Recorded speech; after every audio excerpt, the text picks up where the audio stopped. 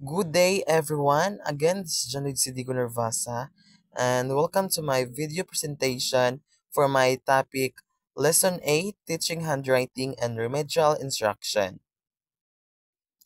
Before we proceed to the main discussion of this presentation, let's begin this report with a question. What is handwriting? Okay, so handwriting. Handwriting is all about the ability or the skills of a person or kakayahan sa isa ka tao nga magsulat, magform, or magguhit og isa ka letra or a single word para and also to emphasize his or her ideas. And also, handwriting is one of the most uh, uh, important and basic part of human being.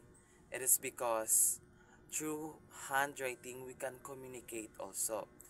Aside from a vocal communication, verbal communication through istorya, through sounds, through uh, gamit ang nga communication, as well as through writing also we can create a communication to others.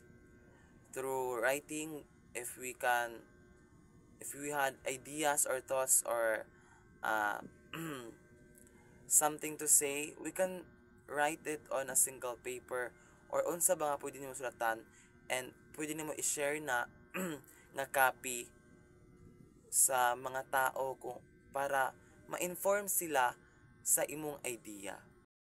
And I believe that every one of us has our own and unique style of writing, style of how we uh, how we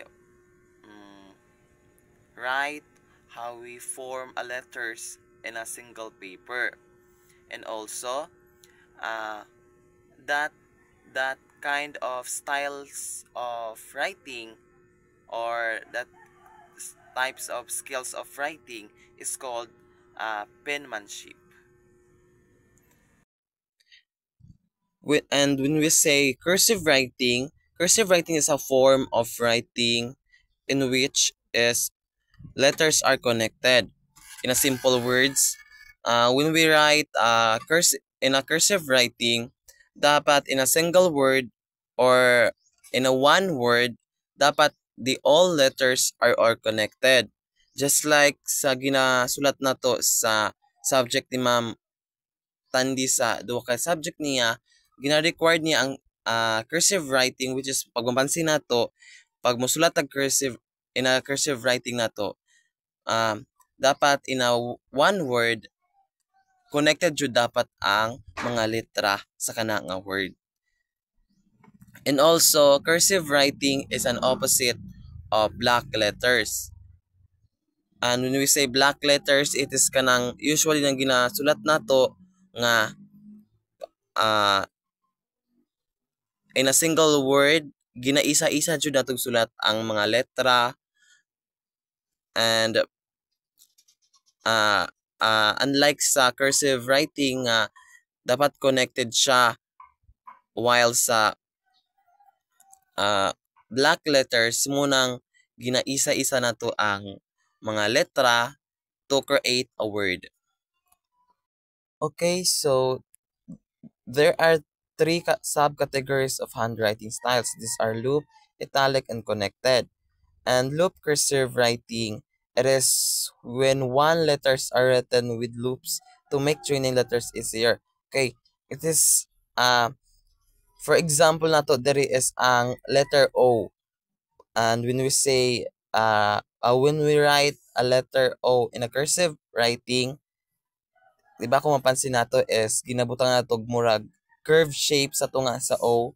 It because that's called the loop uh, writing styles, so that ang purpose ana para dali ra ma-connect ang another word from ah padali ra ma-connect ang another letter from letter O. Okay, italic cursive doesn't use loop. It means dili siya magbutang og loop joins in a letter. Instead, italic cursive is more on more on writing letters with bending ends of every letters in a words. Also, italic cursive name from its originated country, which is Italy, not because of its italic fonts. Okay, so connected cursive writing is origin of the main writing method. It is the beginning of the loop and the italic cursive writing. And also, connected writing is the fastest way in all cursive writing methods. And now, print writing. Print writing is all about the disconnected of all letters in a word. Kibali, ang mga letra sa isa ka word is ginasulat siya one by one. Ginasulat siya isa-isa jud siya to form a word. And also, print writing considered be called black letters, print script or manuscript. And this type of handwriting also muna ang usually ginagamit nato in terms of uh, fill upping forms such as documentary forms, self-information forms, and other types of uh, mm, fill upping forms. And also, the muna siya ginagamit in terms of fill ups. It's because para mas dali ma-detect or dali ma makit-an ang mga information nga needed sa kana nga forms. Aside sa cursive writing, naay uban nga dugay sila ka-gets. It's because of its types of writing. Here are the 8 handwriting rules for great handwriting. So, and these 8 rules of great of handwriting, it is also essential for us as a future elementary teacher to teach and to practice also this to our future students. Okay, let's proceed for the first one. Good good posture is important.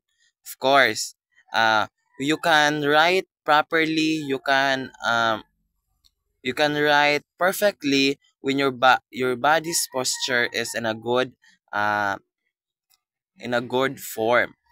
For number 2, find the best writing tool. Okay, so when we write something in your paper, or when you write words or letters, you should find some effective and good quality of writing tool. For number 3, keep up the momentum. So when you practicing handwriting, of course, don't dili dayon nga pag naka-practice na ka is mana. So dapat i-continue na nimo antod ma-master nimo ang imuang pagsulat, especially spacing sa pagsulat.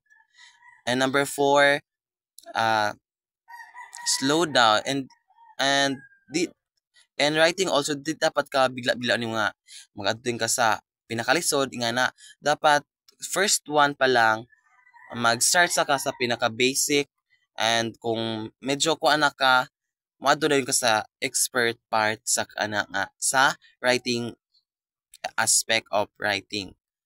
And number 5, practice capital letters. Also, it's considered ang pag rules sa sa pagsulat sa capital letters. When we say capital letters is ang mga dagko nga mga letra.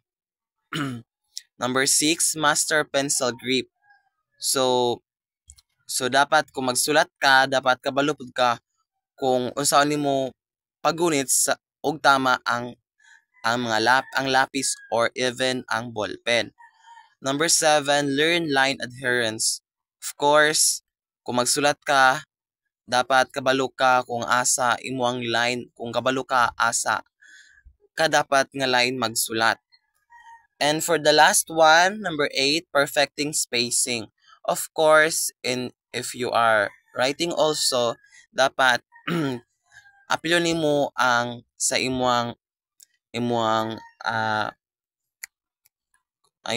pagsulat ang importance sa space or spacing sa pagsulat kay para ma-emphasize o maklaro ang imuang gisulat sa isa ka papel.